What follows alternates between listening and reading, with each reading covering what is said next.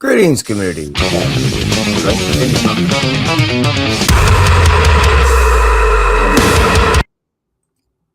Thank you. I'm your host, Kevin, and this is Kevin's most anticipated reads tomorrow for New Comic Book Day, 2/25/2026.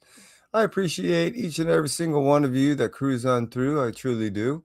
Without you, it'd only be half as much fun as it actually is. Just saying. Let's go ahead and I got one last thing to do. Put that in there. Oh, don't do that. Hopefully it doesn't kick in. Ah, look at that. It worked. I want to thank each and every one of you that cruise on through on the live. And let's take a moment and say hi. Hey, Las Cruces. How you doing? First time in here.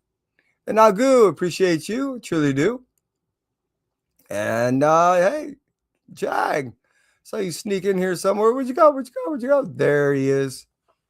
Hello, Jag. How's it going? Hope all is well with you. And start off with Marvel. Yeah. Gotta get some music for this. I keep saying it. All right, here we go. Marvel Studios is going to first start off with Amazing Spider-Man / Venom Death Spiral issue number 1. Wow, this has been a long time in the waiting for me. You would almost think that this would have been my most anticipated read. However, being that I'm a little bit behind, and I guess I was so over anticipating this thing that I kind of burned myself out. That, and I'm, like I said, I'm still have to play catch up. I do know that, in case you may not, this is a crossover style storytelling. We're going to get it crossing over with Spider-Man, Venom. Being that the whole Carnage story is gone, this will be also told by Soul. What we'll also get in this story is a little more fleshing out of what's going to end up happening with Venom and Mary Jane's type situation. Moreover, we're going to go ahead and not only feel the effects, but find the identity of this new villain symbiote that we're going to go ahead and put in place for this whole main story to revolve around. Man, I've been waiting for this, really. And being that I really been enjoying the Carnage story, and I've been seeing what Soul's been doing with his storyline and storytelling, I really been anticipating not only this storyline for fleshing out more of the Carnage story and what's going to end up transpiring with that storyline, but how it affects the overall symbiote universe. Also, we know that Noah is coming back in its own form, but he's got a little story he's got to contend with down with Helena. There's a lot going on in the symbiote universe, and it's all going to be fleshing itself out in the next 3 to 4 months. It's kind of starting itself off right here with the Amazing Spider-Man Venom Death Spiral issue number 1. Let's move on from that and talk about Inferno Hulk issue number 4. You know, not enough has been spoken about Charlie. I really been missing her. I really been digging exactly what she was doing as far as giving a different storyline for a Hulk series that we've never seen before. One in which that showed compassion and love for another that had nothing to do with the Hulk banner or anything directly related to him. But it was so good how the relationship was. Now, hopefully, we're going to get a little bit more inside information, being that Hulk is going to be trapped with all these other personas from what's been going on. I don't want to give away too much.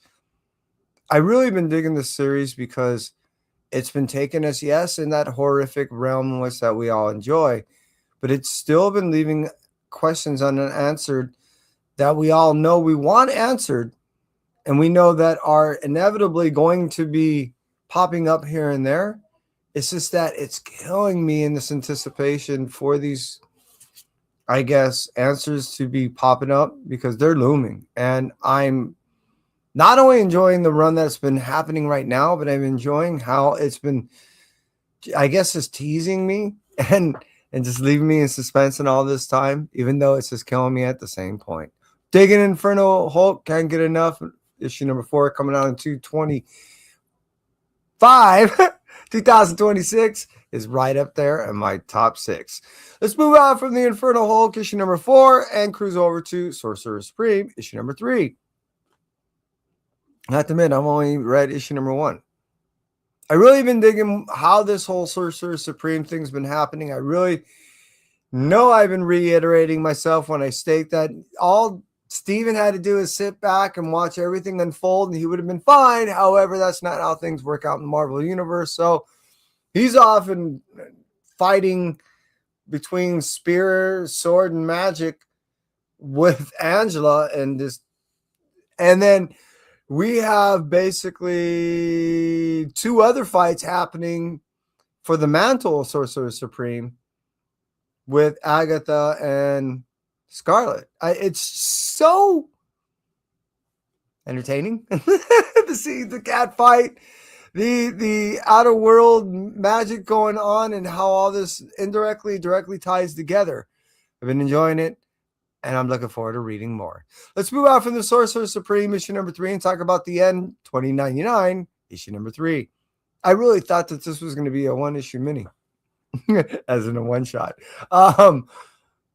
Being that it's gone, what is it, a 5-issue? Like I said before, I've only read issue number 1, so I'm so far behind. I am looking forward to this. I guess it gives it a lot more structure in its storytelling, and maybe I'm hoping it is the next level of the 2099 series. Does that mean we're going to eliminate all the 2099 characters, or is this a one-time deal with the 30? We shall see. I'm just saying, and the 2099 issue number 3 coming out on 2/25/2026. Let's move out from the End 2099 issue number 3 and talk about Mortal Thor, the Mortal Thor issue number 7. Thor is just kicking ass, and I can't get over how brutal the storyline has been since issue number 1.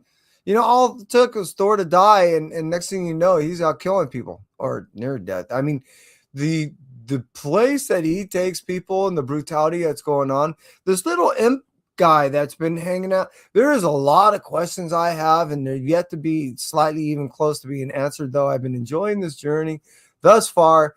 If you're a Thor lover at all, I highly recommend that you not. Did I just say a Thor lover? You better get your hammer or get hammered. I'm not quite certain how that works out. Is that if you read probably the last arc of the series that led up to this one and read the first, again, being that the first arc just ended, you'll be caught up. You'll be there enough to understand what's been going on. It also kind of traces, a lot does, with the whole Doctor Strange thing, because like I said, Loki stabbed 3 people in the back last year, and Thor being one of them. So here we are with him dying as an immortal and now being mortal, and that's how we end up with the storyline. That's just kind of a filler, but you'll catch up. I'm just saying, this storyline is badass. And Thor wielding the hammer the way he does, being that it is just a construction one, more times than not, is good enough for me. Let's move on from Mortal Thor issue number 7 and talk about our last Marvel storyline for this week, which is Ultimates issue number 21. We're getting the finished line of this. We're coming to a crescendo. It's really ramping up and ramping down all at the same time with the whole Ultimate storyline, and I don't know how I feel about this. I knew it was coming. I even said over 2 years ago that Marvel back then was not entertaining anything on the ongoing series. But damn, this series has been so good. And as I said before, Ultimates was the one that was tying it all together. It was more of a hub to the overall storylines that was going on than anything else. You could have read all the other things and kind of went, okay, I kind of know what's going on. It's not until you end up reading the Ultimates and seeing how it really ties together and understanding the timeline and the time clock that was ticking to really get the overall gravitas of what was actually transpiring in the storyline. Ultimates, I think, in some regard, told it the best, not necessarily feeling what was going on or making you feel the anticipation and or the anxiety of knowing what was transpiring, as much as it gave you a real understanding of how all those other series was trying to tell their story, along with it telling its own. Yeah, Ultimates issue number 21. This whole Ultimate universe has been quite impressive. Just saying. Let's move out from Marvel. Let's cruise over to, well, unfortunately, I don't have a King Spot bumper yet. So I'm going to have to ask my friend, the Conquering Companion, to help me out.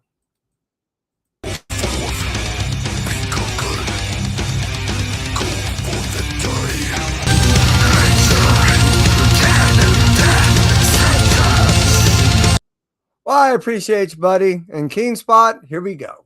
Made Cafe, issue number 1, coming out from, well, you guessed it. It's another one of those Mark Spear things. I don't always get these things. I tend to get them when they're one shots or when they seem just kind of cool.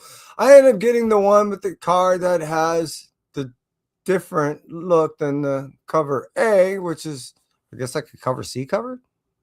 I don't know what's going on with these things. What I do know is it comes with a card and a book card, a card book. And though I may not rip that one open, I am looking forward to jumping into that. I do have one that is being saved for me. I'm going to go pick that one up and rip that puppy apart. Just saying. Because I don't know if they're all the same card. None of them had that one card. That was the only card I found like that. I know they're out there. They got to be out there. I found one. Made Cafe. It comes across as it's mostly black and white, I think. I think it's all black and white. Kind of a manga kind of feel. And it gives that overall serial killer vibe. That's all I can really say for now, because that's all I kind of got out of the 2 pages that was sent to me. And most of the bubbles weren't filled in. So I very, very vague on what's going on in the series. Look cool. Kind of cool card. I just figured, why not? Just saying. King Spot Made Cafe, issue number 1, coming out on 2/25, 2026. Let's move out from King Spot and cruise over to Image. That's right. Image Studios. I'm going to start off with, I forgot to wear the shirt. Hyde Street, issue number 10. This is the last issue to the cereal box covers. I ended up buying all the shirts with the cereal box covers. Unfortunately, I'm not wearing it right now. So don't judge me. Anyways, Hyde Street is one of my favorite ongoing series as far as Image comics are concerned. Yes, it is part of the whole Ghost Machine universe, but it doesn't directly tie into anything. It's its own standalone book. It was, to my knowledge, first conceived by Mattel Zut, if I'm pronouncing her name correctly. It was kind of a concept of, yes, you go down the street, and it told an anthology that was loosely tied into the street, but it all overall had these moral, ethical, storylines that were tied into it, and thus the judgments would be kind of accordingly. When I was first pitched this idea, I thought it was cool because I really love these type of Twilight Zone anthology style storylines when they also have some type of philosophical, moral kind of storyline, underlying type thing being told in it. But when it's perverse in a way that it takes it to a level into which people are being taken out, or worse yet, living a tortured life in which that is immortal. That storyline gets a little hardcore and I can't get enough. So Hyde Street issue number 10 is one of my all-time most anticipated reads as far as overall series that comes out, but it also is one of those series that I just thoroughly enjoy. And I thoroughly enjoyed the time I got to spend with the writer and creator as far as the overall conceptual idea to Hyde Street. I can't get enough, and I look forward to it every month. Let's move on from Hyde Street, issue number 10, and cruise over to Skinbreaker, issue number 6. This is another one of those Robert Kirkman style storylines that, in the Barbarian story way, he is telling the same style story in the sense of it is over the top, it is in your face, there is blood spurting, there is just gore, there's thick. I mean, it seems like the storyline is just kind of thickening up now, to my opinion. It was telling it, but now it's tying it together, and It's one of those that I was trying to put down. I don't know if I can. I'm a little behind. I still yet to read issue number 5. But yeah, I really been enjoying the art. Is really paints some rather picturesque scenery that just, especially some of these deep background, lushy, rainforesty scenes that they get into, or some of the hardcore fight battle stuff that is just, yeah, thoroughly enjoyable to read and to just witness and soak in the art. Yeah, it takes some time to read some of these things sometimes, especially when the art is that good. Just saying. And with Skinbreaker, it tends to be that good. Skinbreaker, issue number 6, coming out on 2/25/2026. Let's move out from Skinbreaker and talk, because Enoch is just fed up with everybody who's about to cause a major war. And let's talk about Universal Masters, Phantom of the Opera. As a stagehand, this one hits deep to my heart. This is one of those storylines that I got to load in the Phantom of the Opera. I got to load out. I got to work with the guy at the time that was singing Phantom of the Opera over at the Amazon, which was the guy who was playing Benson. I can't remember his name at the moment. And it brings back a lot of memories. So not only is the Phantom of the Opera an excellent story, but it being that it's a storyline in which ties directly into the my career and into some of the lore in which that, the original opera houses first started and changed into, where some of these fable storylines came from, when some of the original TV and film crews were moving into some of these places. Phantom of the Opera hits deep sentimentally to me, and I just looking forward to reading, not only for the classical reason, but for something that's a little bit more true to heart. Let's move out from Universal Monsters, Phantom of the Opera, issue number 1, and talk about Void Rivals, issue number 27. Much I can only really say about what's going on at this point is we're continuing this quintessence war, and I think it ends up finalizing around here. We're still battling this ring situation. More shit's coming down, and I think they better wipe all this out, because there is more invasion stuff coming in, and it doesn't. I mean, I'm hoping it only ends for the sake of. I'm hoping these people make it through it, and if it continues 1 to 2 more issues, I don't know how many people are going to make it out, and maybe that's how we end up with this whole Void Rivals crossover. Is maybe only a few people of the people survive. That would suck. And if that's true, Kirkman, dude, really? Do you have to always wipe everyone out? Really? I'm just saying. I don't know. What do I know? All right, hey, let's move out from Image and let's cruise over to Oni Press. Reason why? Well, hey, they're going to give us this week's Blue Light Special.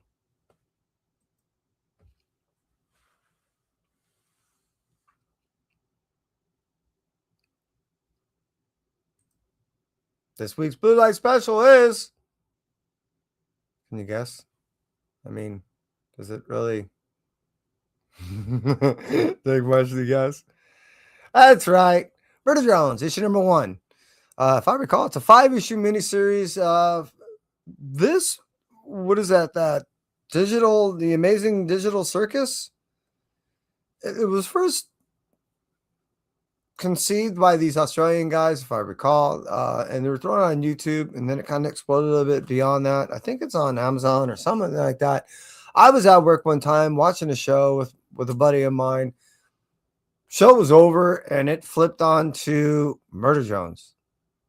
I'm like, dude, what's this? He goes, I don't know. I don't know. What is this? He goes, I don't know. This is amazing. He goes, no, let me look it up. It's Murder Jones. All right. Murder Jones is amazing. So I told my son about it. We ended up doing a little dive on it. He ended up doing a deep dive. We ended up together at times when we were eating dinner, watching that Amazing Digital Circus thing. That thing is just like way over the top. However, that stated, Murder Jones was just perfect for me. And I even made mention that I said, if this was ever a comic, I think it's something more that I can gravitate to. It seemed to be flowing in a way that it was just difficult for me to really, I guess, connect. It's a digital program, but I am so looking forward to the comic book version.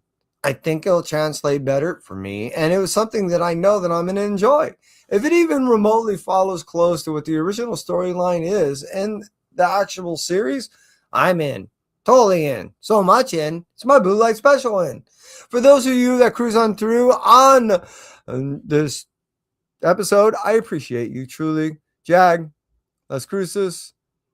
I know I saw someone else in here, and there was Agu. And anyone else that may cruise on through, I truly appreciate you. I truly do. And I know I had it here. It wasn't that one. It wasn't that one. I know I gotta. There it is.